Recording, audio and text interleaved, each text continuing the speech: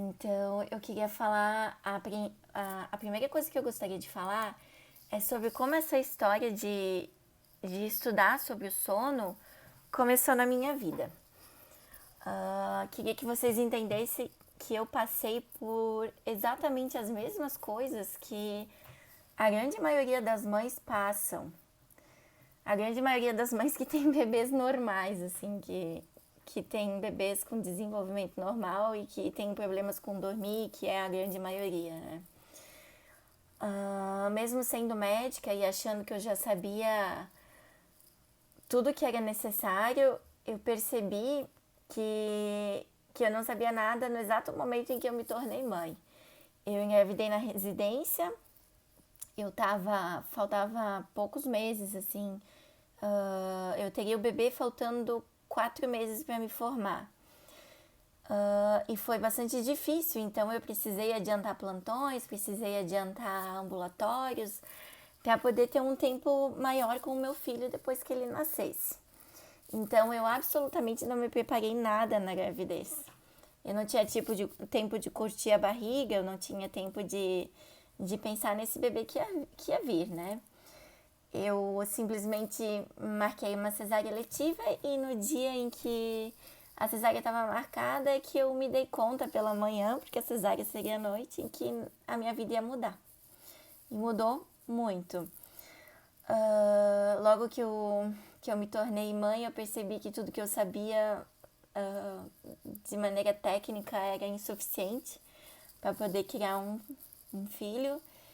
E eu descobri que os bebês não dormiam como os livros falavam, né? Os livros dizem que um bebê dorme 17 horas quando é recém-nascido, dorme 17, 18 horas por dia. E eu disse que não.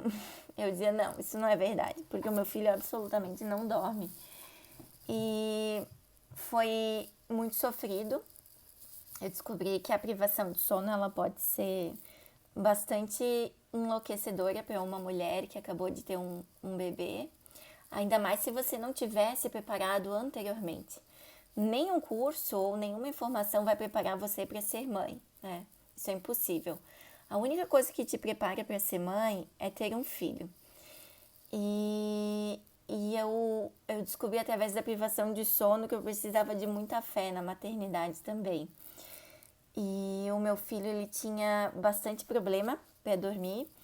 Ele, desde recém-nascido, ele foi um dos 20% de crianças que apresentam cólicas, né? 20% das mães são premiadas e eu era uma dessas mães que tinha um bebê que sofria muito com cólica. Então, ele chorava o dia inteiro, assim, principalmente no entardecer, às vezes 3, 4, 5 horas seguidas. E ele não havia nada que o acalmasse, nada que eu fizesse dormir. E eu, por causa dessa privação de sono, tive depressão pós-parto, tive que conviver com sentimentos que eu jamais imaginei que eu precisaria conviver. E isso me levou a lugares muito difíceis.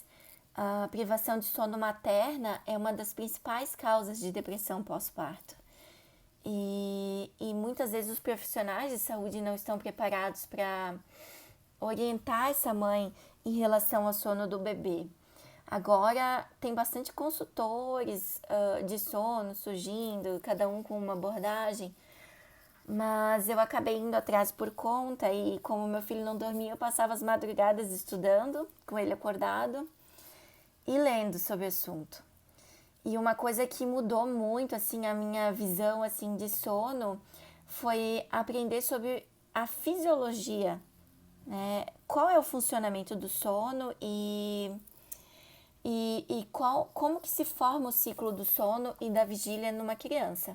Porque a gente acha que o bebê nasce sabendo dormir, ele não nasce sabendo dormir, ele absolutamente não sabe adormecer sozinho, precisa da nossa ajuda.